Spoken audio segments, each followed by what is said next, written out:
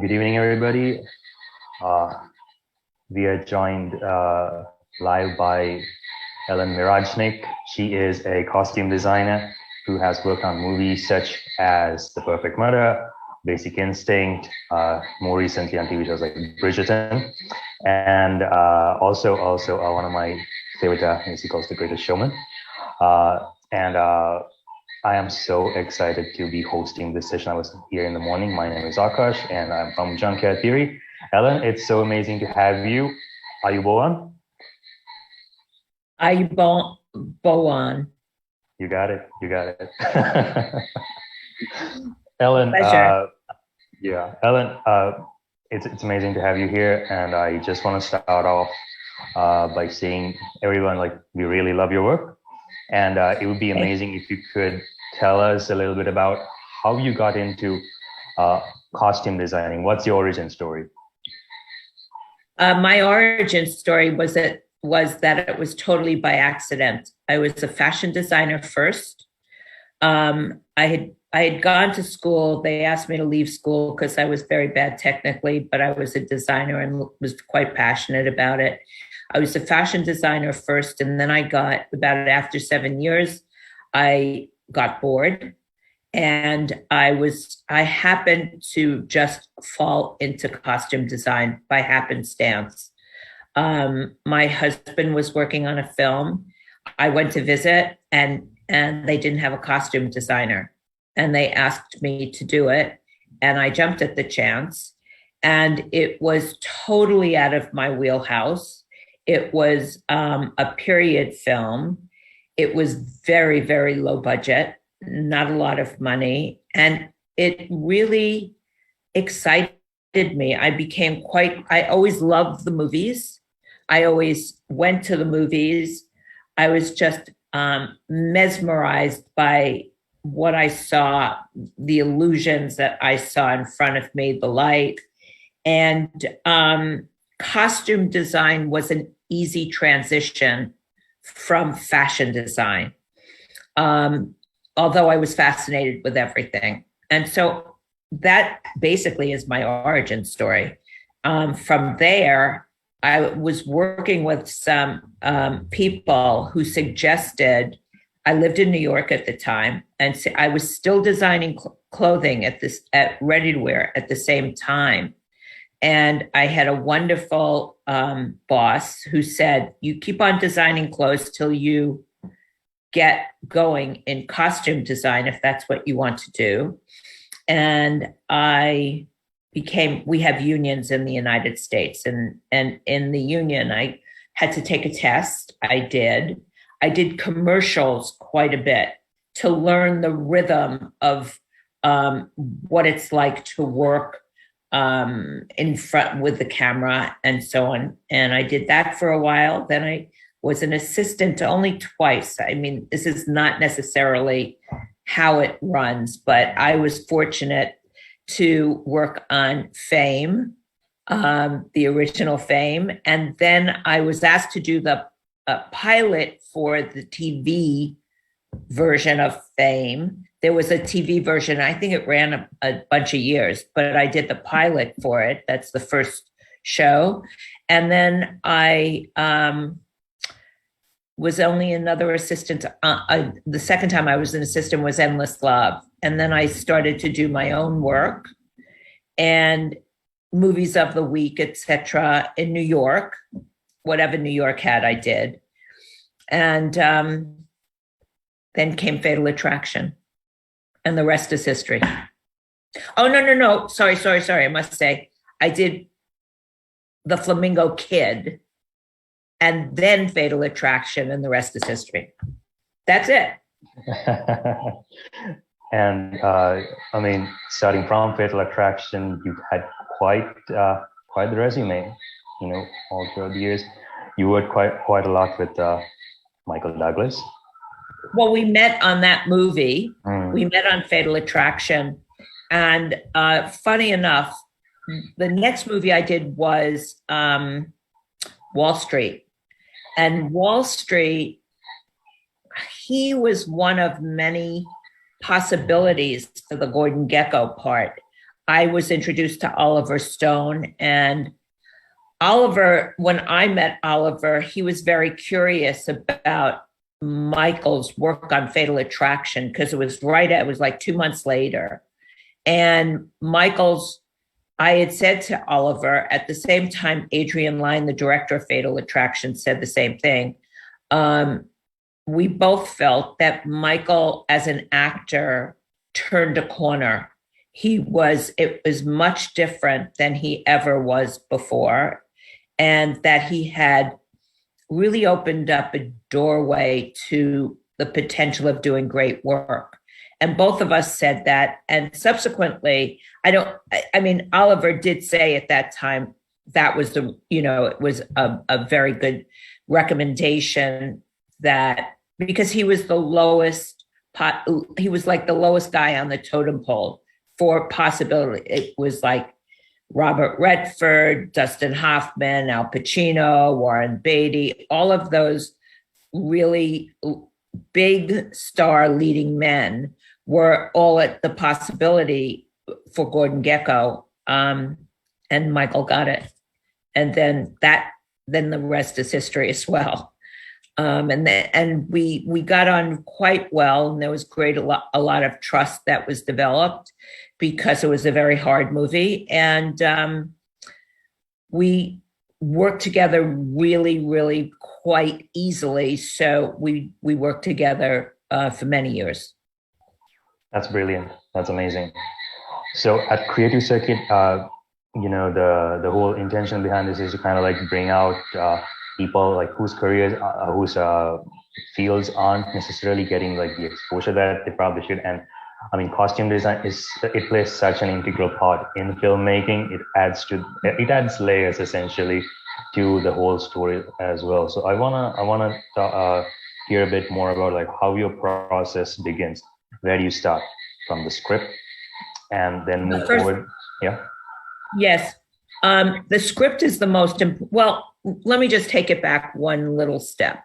The process actually really begins with who's involved, who's the director, who are the producers, who is it being made for, what is it being made for. Then at the same time, it happens to be the script. The text of that script is the most important Bible that you could have to determine if you have a vision for what that piece of material is, if it matches the directors and the producers. Sometimes they're at great odds. So I think that the process begins with the text and then the communication with the director to see if that's a match. If it is a match and you're offered the material, the job, what I normally do is try to understand the whole. Okay, so I am a designer that works from out to in. Okay, I don't just think of the characters and just design the characters or think about what the characters are without understanding the entire vision. Okay, so understanding that painting that's going to be created, I can then go into understanding who's involved and how to present it. And I will normally go on a deep dive to try to research everything that is within the bounds. Well, no, not even within the bounds. I would say the broadness of what that story is and what it should look like visually. After that, it's about collaboration with the director, the production designer, the cinematographer, and of course the producers as well. And everybody has a point of view. I have to say that, but you must collaborate with the creative team. And the one thing that is a misnomer about costume designers is that costume designers are as much of the creative part of the creative team as the production designer and the cinematographer. It's not just the costume designer that goes and finds the clothes and dresses. No, we're all creatives, and that must be taken into the big, understood in the bigger picture of it. It's not always, but the designer must force that understanding in the most, the way that they see fit. So from there, the collaboration of what we're actually going to make is essential. And I create somewhat of a lookbook so that we can all be on the same page. It's really important to me to make sure that we're all on the same page. There is the element of communication that is 100% essential. And most people don't understand about the communication, that area, because that people don't, sometimes communication of the vision, sometimes communication of what is needed, sometimes communication of what the big picture is, because there are times that the producer and the studios and those in charge at the top, or so-called in charge at the top, will have a different vision than the director. So you are really put in a position to be the translator. So the communication of listening and executing and communicating vision and being bold is really important. That's a very, very what do you call it? It's a big explanation and kind of covers more ground than I actually expected. Oh, that's amazing. I'm sorry. No, don't apologize. That's brilliant. You mentioned There's never one simple answer. There's never one simple answer. That's the kind of key to all of the creating part. There's not one simple, and everybody works differently. But exactly. I think that those are the core points. Definitely. And being a creative, and like you said, contributing so much to the creative process, being a costume designer, you also said that it's not always the case. So there are probably instances like, you don't necessarily design costumes, post it in films. Instead, you probably end up styling something, styling the costume. So could you talk to me a little bit about the difference between like what a costume designer does and then what a stylist does? Well, they're basically two different industries. Okay, they're two different industries. Whether as a costume designer, whether I purchase, if it's a modern film, and whether I purchase things or make them, I still hold that vision.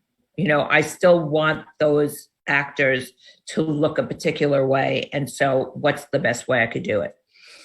A stylist basically creates a vision. I'm trying to really figure out how to say this best. Creates a vision for a person. It's not a story. Usually it's not a full story. It's usually a singular person or people that are not necessarily in concert to tell a story. So if I called a stylist to say, I am going on a trip, or I am going to the Night of 100 Stars ball, and I need to have the most sensational gown in the world.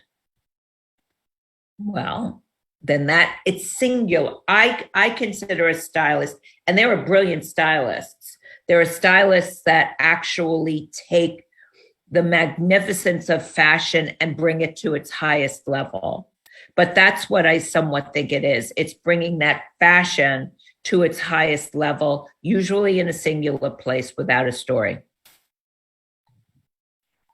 Thank you for that clarification, because I kind of had a different idea, but yeah, that kind of. What was your idea? I was actually thinking that it would probably be like what a stylist perhaps does is they come onto a film, And No, they don't. No, they no, don't.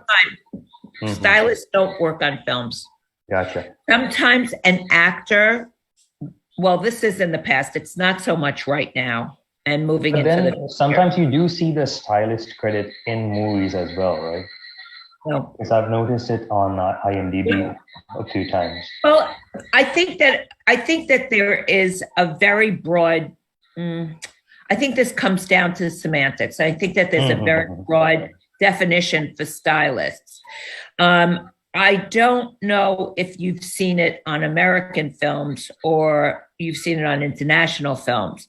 So a stylist is not necessarily a costume designer, and a stylist sometimes, potentially, in international films, they will be stylists that do work on modern films. Okay. But that we don't necessarily have that in the United States at all. Stylists get into the weeds with unfortunately, it's not in the United States. It hasn't been that much of a acknowledged friendship.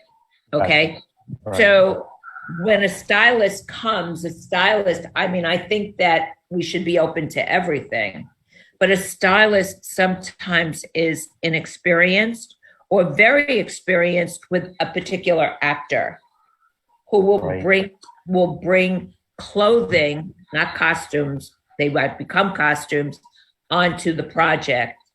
But I wish that there wasn't a split and so on and so forth. But because of how we work, a stylist doesn't necessarily think of the whole picture. It's a singular avenue. Gotcha. That makes sense. And like you said, it's probably a matter of semantics. I think so. Yeah. I think so. But I wish it would get cleared up because it gets really confusing for all of us to work globally. Do you know what I mean? Exactly. Yeah. So with costume designing, you create a lookbook, try to get everybody on the same page, share that around. And then when you guys do kind of lock down the particular look that you want, is that when you go out there and start looking at the materials and deciding, all right, which ones do we go with, which texture kind of works best for this particular character? Talking about that process. Yeah. Pretty much. So once we understand where we're going, it'll be the characters will be broken down, meaning determined what they need, what is their arc, how to tell that story. And then we decide, depending on the film, whether it's a modern film, a sci-fi film, a period film, a fantasy film, what kind of film it is, we will decide on how to go about it. Now, if it is anything other than a modern film, we normally think of the whole film, what we'll need, what fabrications we'll need, who we need, what we need, where we're going to go, and so on, and then go down into each character. And if it's a modern film, we basically shop, and so on, and bring everything in. For me, it's understanding the whole and what is needed to make everything work, all of the infinite possibilities that will create the best and most interesting painting. So with the pre-production process, you guys go through, I'm pretty sure, like multiple tests. You bring the actor on board for fittings, see if like the costume that you created probably works good on camera. Talk to me a bit about the extensive pre-production process that you guys go through. Again, it probably depends on the film and the budget, all of that stuff too. But yeah, so talk to me a bit about your pre-production process. The pre-production process is a combination of all that we've talked about before. When the actors come onto the film, of course, it's the fitting process. And it's, of course, how we discover who the character is. there is no ruling. There is absolutely, we must do X. Sometimes on the biggest films, there's no time to test. Ultimately, it's great to test. Does it happen all the time? No. Sometimes what happens is that there is no time to test, and the testing is on the first day they shoot, unfortunately. But that's what it is. I think one of the biggest notes that I would like to say about costume design, this is a general statement.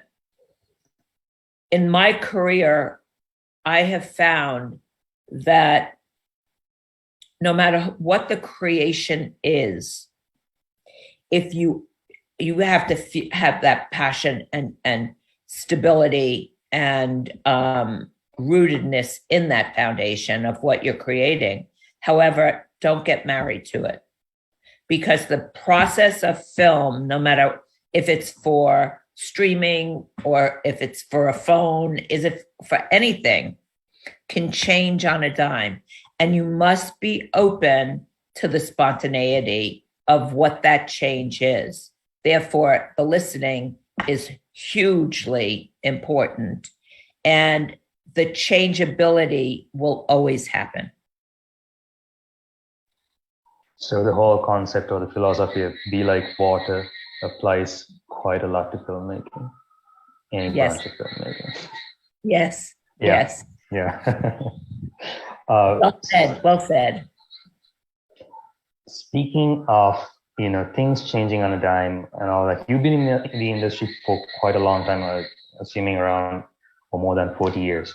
So within that time, how much has costume designing evolved, with cinema, and like more recently streaming and television have taken precedence.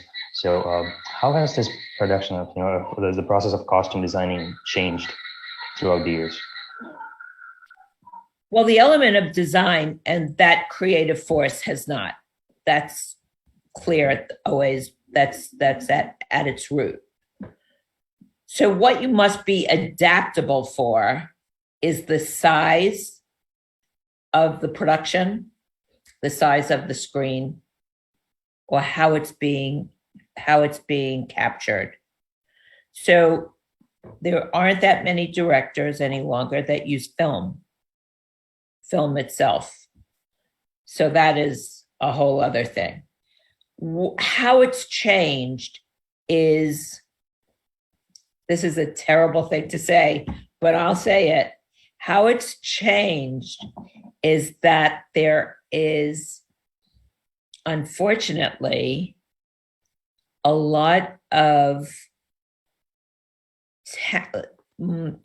categories on the way up have not done their work. So their inexperience has sometimes hurt the creative process simply because they don't know.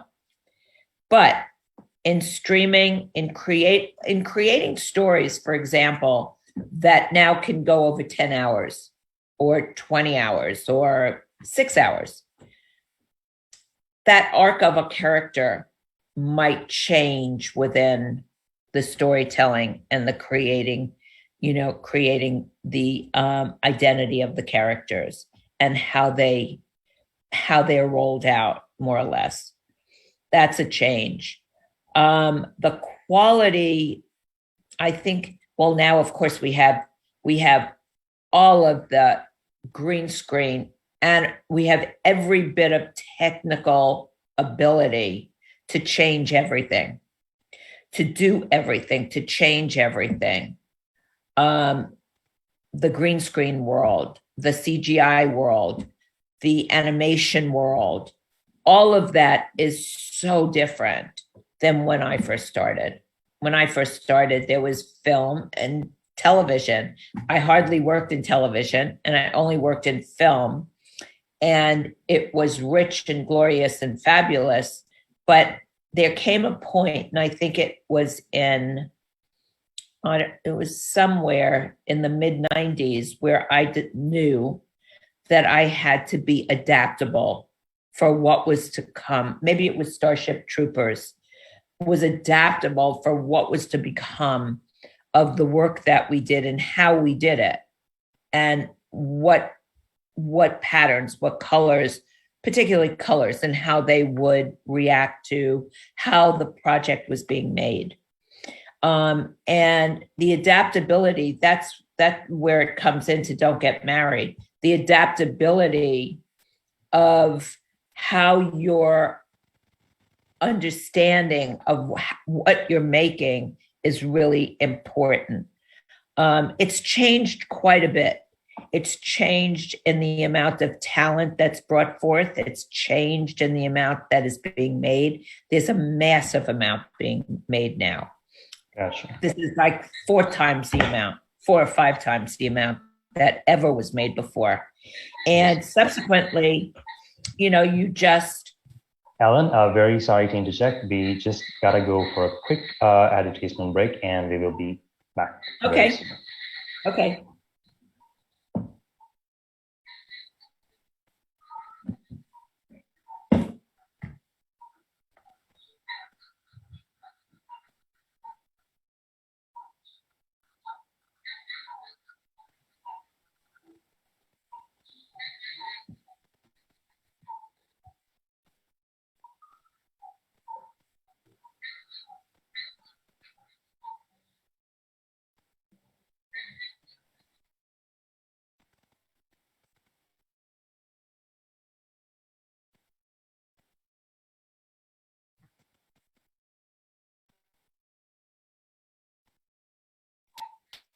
And we are back. We were on the topic of how has the process of costume designing changed through the years. And Ellen, you were, I think, kind of wrapping off the answer to that question. I think at the end of the question is that the process of costume design hasn't changed. The process of filmmaking has changed, or because of all new technologies. But costume design at its core has not changed. You have to be adaptable to all of the ways in which things are captured now.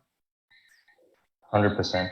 And, like you said, with streaming, you probably have 6, 10, 12 episode stories, and it's one story being told through multiple hours, like 10 to 12 hours, yeah. And the character can go on a massive arc. And with costume designing essentially serving the storytelling purpose, you get so many different changes with, not just one character, but multiple characters throughout not one season, but through multiple seasons also. So how do you kind of take into account, the changes as you go along with time, because you have one season and then you go work on some other project, come back, you gotta refresh your memory, I guess, get refamiliarize yourself with the character, pick up where you kind of left off, see where the new story is going, and then adapt to that one, kind of cater to that. So talk to me a bit about that process. Well, the process really just comes down to what will be the next season. What is it going to be about? And you take everything into consideration. It's kind of like making a bouillabaisse. You take everything into consideration, what came before and what needs to go ahead and be made in the future. It's all about telling the story. So there really isn't a ruling about how do you do it. You follow the story. It's the same principle of what we spoke of earlier. It's just you read the story. You know what the vision needs to be. You learn what the vision needs to be, and the process is basically the same. Gotcha. I want to go back a little bit. So you mentioned that you were a fashion designer, and then you got into costume designing by accident. talk to me about the transferable skills. Like, what did you bring from not just fashion designing, but any other any other areas that you try your hand at, skills from life which kind of have transferred onto costume designing, if at all? Well, I think that in the very beginning, coming from fashion design to costume design, it was my curiosity. It was really just my curiosity and my passion to create. And I found it maybe because I was familiar with the cloth, familiar with the body, familiar with certainly what I found to be my aesthetic. I found that it was transferable, but it was passion, it was curiosity, and and the love of what the medium was, right, that I was moving into. I was no longer interested in creating fashion for the person to buy. I wanted to see some story about it, story develop and stuff. So, but I think that it must have been my talent for adapting and curiosity that I could understand what the story was on the page. Okay. So it was basically curiosity and passion. And as a child, I was a painter. So my love for me, it came to my love of creation. That's basically, in one word, that's what it was, the love of creation. Every other life skill that's brought to the table has what to do with the way you interact with other people, your ability to collaborate, to listen. And I can't emphasize listening to what somebody else has to say is so important, so important. But my love of understanding and being in relationship with others that are trying to create this vision. But I love people. So, I don't think it's a singular job. So getting along with others and trying to actually get the best out of one of the people that you're working with, or the whole group of whom you're working with.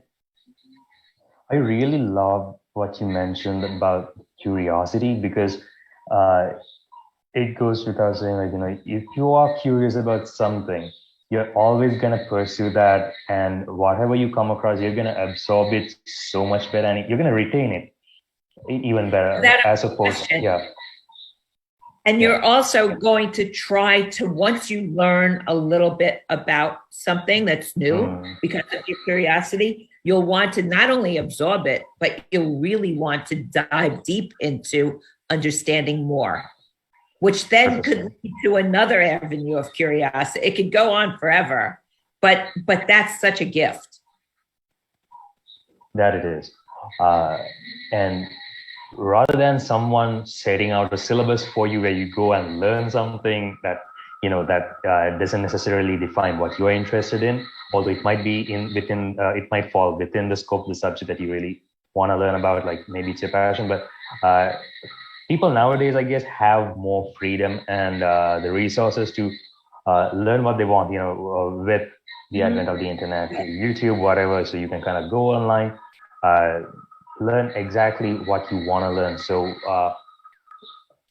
to people who are just starting out, what would you say, with learning, applying in the field of costume design? How could they tackle that better? It's a really good question.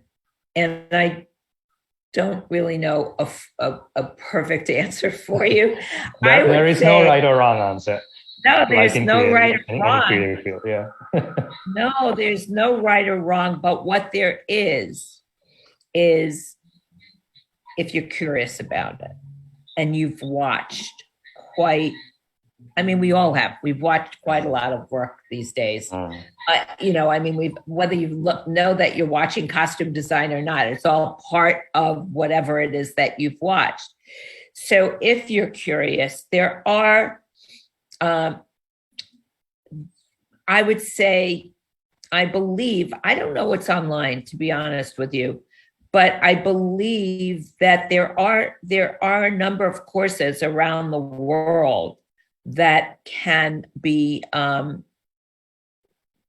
be entered, to be able to learn a little bit more about it. But what you'll learn is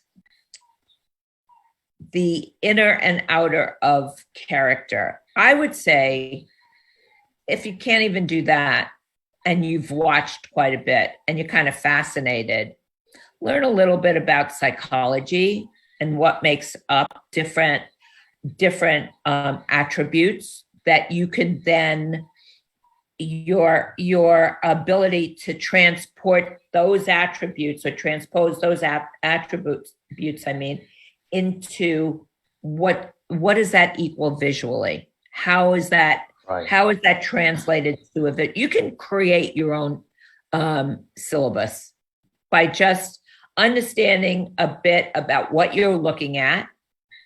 What was the essence? I always believe that it's really important, not to the specifics of, well, is that button good or is whatever, that little stitch good? I don't pay attention to that. What I really do pay attention to is the essence of the human being. And what is that? Now, of course, we deal in sci-fi and it could be a robot and whatever, but what's the essence of the robot? You know, it always has to come down to, how does that get translated into how you appear visually? It tells a whole story. That is the drama. You have to translate what a person looks like visually into a story, into part of the story.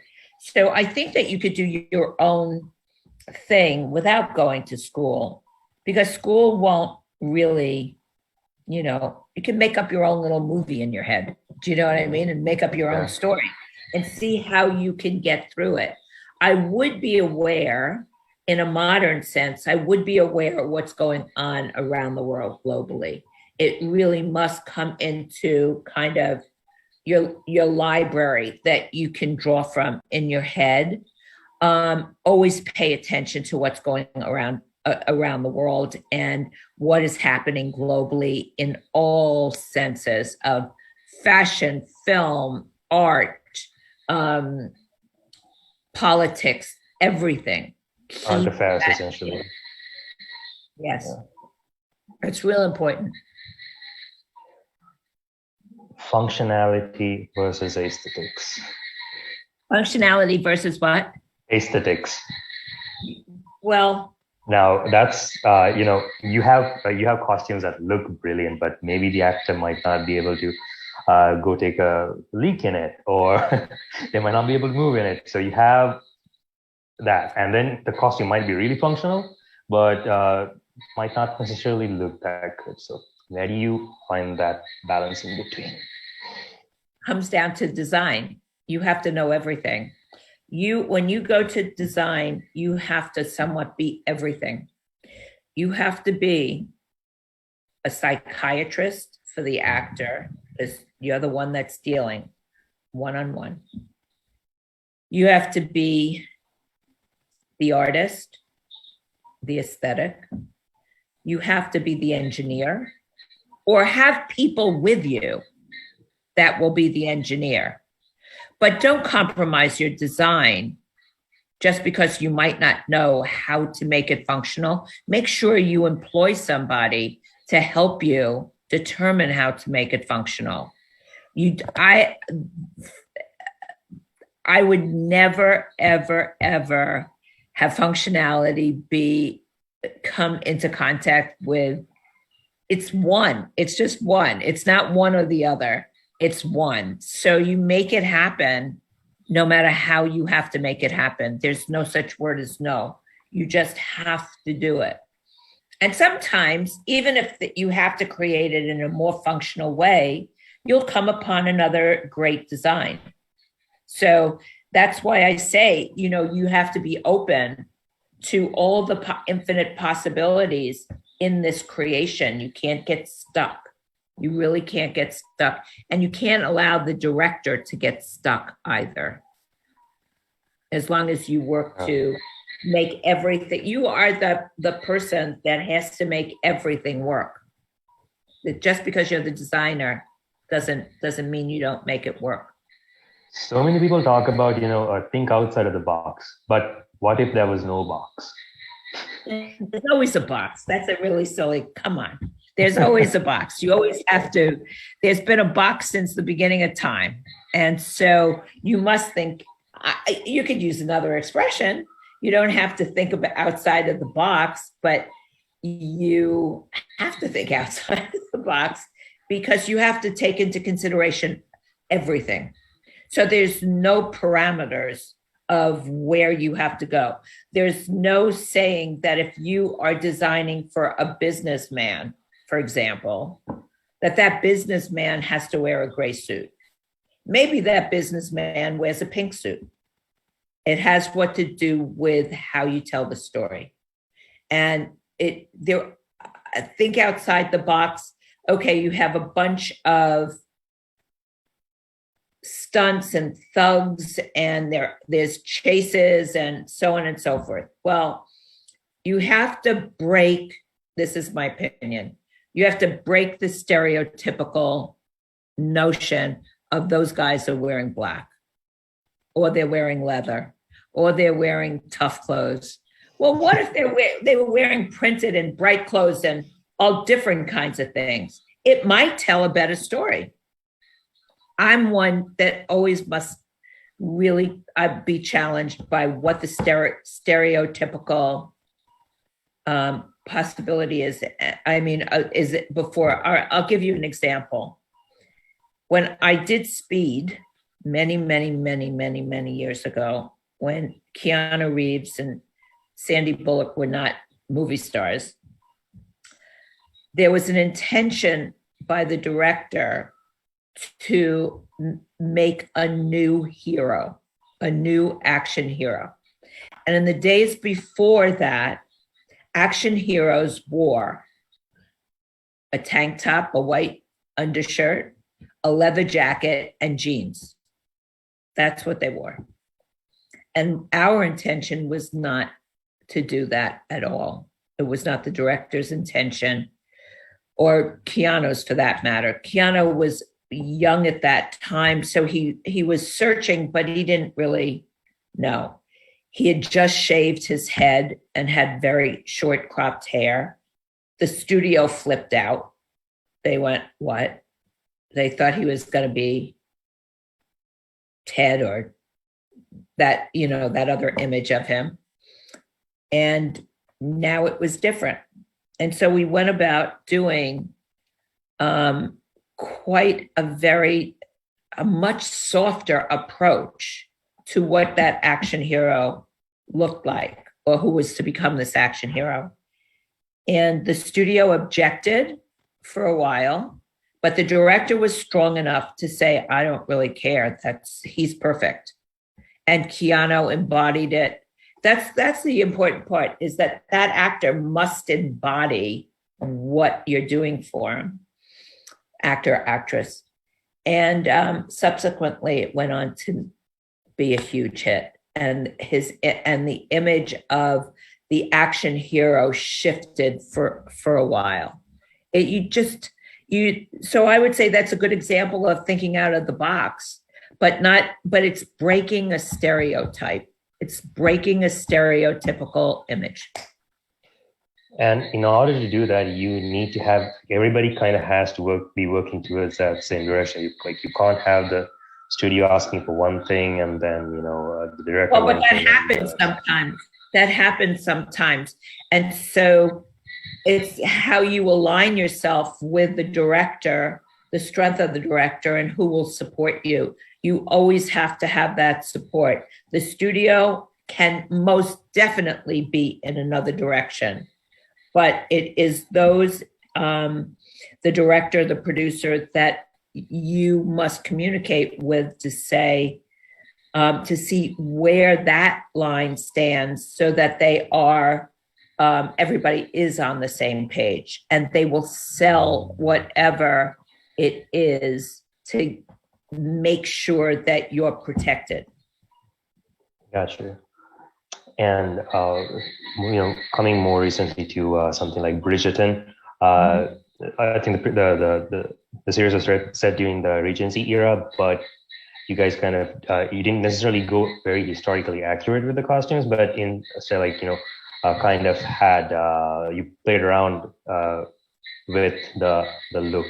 So what were the steps? I mean, like, it essentially turned out to be a series that is both memorable and will essentially the audience is kind of drawn to it. So what steps did you guys kind of like take to ensure that this kind of happened? Was it always in your heads like, all right, we're gonna go ahead and make it like it's not necessarily going to be that historically accurate? What was that process like with Bridgerton specifically? Okay, so what happened with Bridgerton is simply this. I had worked with Shonda Rhimes' company before, working on Bridgerton. They had asked me to join. And knowing that, Shonda and company are not fans of history lessons. They're not, what they really want is to have whatever you're doing be accessible to a modern audience. Okay, so that's the overall mandate, right? When I met the creator, Chris Van Dusen, what he said from day one, from the day I read and we just came in and just talked about it, I didn't even know that I was going to do it. He said, Ellen, I don't want to have a history lesson. This is going to be a bonnetless universe. So with that statement alone, it's not a history lesson. But what I did with my co-designer and with leading the way, I set out to do a very, very extensive amount of research and of the Regency period and the period before and what is a little bit after. And once knowing what that foundation is, it's really important to know what that was all about, and what the keystones of that period were. I could then abstract whatever I needed to. Right. And so with that, what you find is that there are certain things that are quite Regency-esque. I mean, it is Regency-esque with fantasy and a fantastical element and a very fluid element, which might not be part of the reality of Regency, the Regency period. But we chose to make it fluid. We chose to change the line a bit. We chose to use fabrications that will sweep you in and sweep you out. We chose to go in a direction of beauty that would be accessible to a modern audience, would be fantastical enough in this big universe to sweep you in and not take you out, and to make sure that it looked as if it was something that you'd never seen before. It was not your average historical drama being portrayed in the Regency period in front of you. There was another element of fantasy and magic that was layered in. That makes a lot of sense. It was all purposeful. That was not by accident, but it only came after doing the really proper research to know what was real. And once doing that, we created yet another book. I know there are many pages that have been on Instagram, on my Instagram, of what that book looked like. And showing that book to the producers was really the first and foremost important moment in creating the show so that everybody be on the same page. And that book it was so extensive and perfect that the production designer understood it, because this is unusual. The costume department was the first ones hired. That's unusual, but we were the first ones hired. And so we created this world, and the book went to the production designer when he was hired, the makeup and hair team, which were extraordinary because it was a bonnetless universe, extraordinary. And then, of course, when the actors came into our fitting room, we showed them that book, because most of the actors were, 99% of them were British. And so the British actors assume that the Regency period is going to be more Jane Austen-like, or what has come before, and not as colorful, not as sumptuous, not as embellished, etc. So when seeing the book, it liberated their imaginations to be able to add so much more to their characters. Like I said before, like it makes a whole lot of sense. Like, although you guys didn't necessarily stick to historical accuracy, like the audience was drawn in, they loved what they saw, as opposed to like a few other movies that have kind of come in the recent past where they do try to modernize costumes for period pieces, but ended up getting criticized quite a lot. I don't want to name names, but I think you tell me one. What? Tell me one. Like what? The most recent Robin Hood.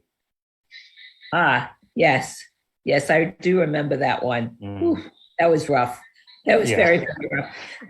I don't really know what it is about what I do or see that actually incorporates all the aesthetics to make it be believable. But you also do have to remember with Bridgerton, the first series, is that it came on at Christmas time during the pandemic. We were all locked at home. We couldn't do anything. We couldn't go anywhere. And it was Christmas. And so it was this little Christmas present that was wrapped up in all of this flourish that was quite, wow, I could go in. I've never been there before. This is all exciting and beautiful. And it taught you a way to see a period. It literally not only liberated the actors, but it liberated the audience to see it in a new way. And that was really fun and exciting. And I don't know, I promise you, I do not know how I'm able to mash things up in a way that could be believable. I don't always love what I do, to be honest, but if that's what is my task, I'll try my best. It's not random. I don't know how I do it though. There's no explanation. I think people who are looking at it from outside might be like, oh, how is she doing it? It's probably this way, although you might not be able to coin or like say, I'm doing it this way. But having designed costumes for so long, is there anything that, you would kind of allude to as your style? This is the Ellen Mirojnick style of things. Do you think you have a style? Well, that's a great question. I think that the style is, I don't know. I know it's not a messy, what I do know, it's not a messy style and it's not a grungy style. It's usually a more sophisticated style. It could be a colorful style, but not always. It could be black and white, So I think that there's a level of sophistication and inventiveness to my style. But, you know, because, and I'm only like hesitant because I've crossed so many genres, you know, but I think, you know what, I'll tell you what, there's an inventiveness and sophistication, but most importantly, the style is created. No, the style has to be, it's more graphic, it's more in line with the silhouette. The silhouette is always important to me. And there's an element of beauty because I like to walk in beauty. And that's what I like to bring to an audience in whatever that definition is. 100%. That's a really nice way of putting it. You know, at the end of the day, what, you know, just kind of like as parting words, what advice would you give anybody who wants to come into costume designing from like this particular region of the world where you don't necessarily have the type of, you know, like you don't necessarily have schools, but you do have the internet, and anyone with curiosity can possibly pursue it. But in your own words, what's your advice? Keep your heart open, be curious, do deep dives, and really think about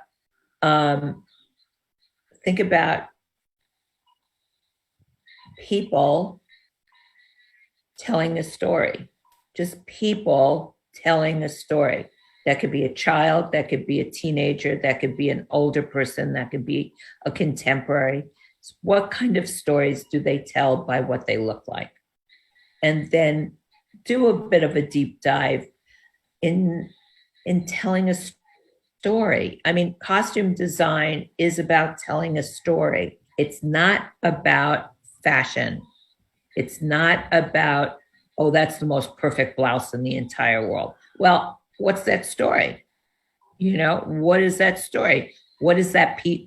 You know, learn about fabrication. How does fabric move? How does fabric fall around a body? What does that say to you? I mean, there are all these different pieces. Are you a tactile person? Do you like the way a fabric feels? Do you like color? How can you incorporate color?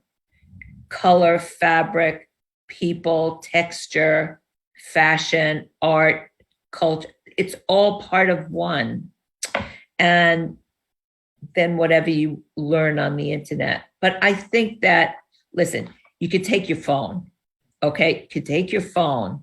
And just as all of those people are on TikTok or Instagram or anything, showing off what it is that they want to do, you could do the same thing in the experimentation of learning about how fabric and color and fashion or art or how that person comes across or two people come across by your own experiment.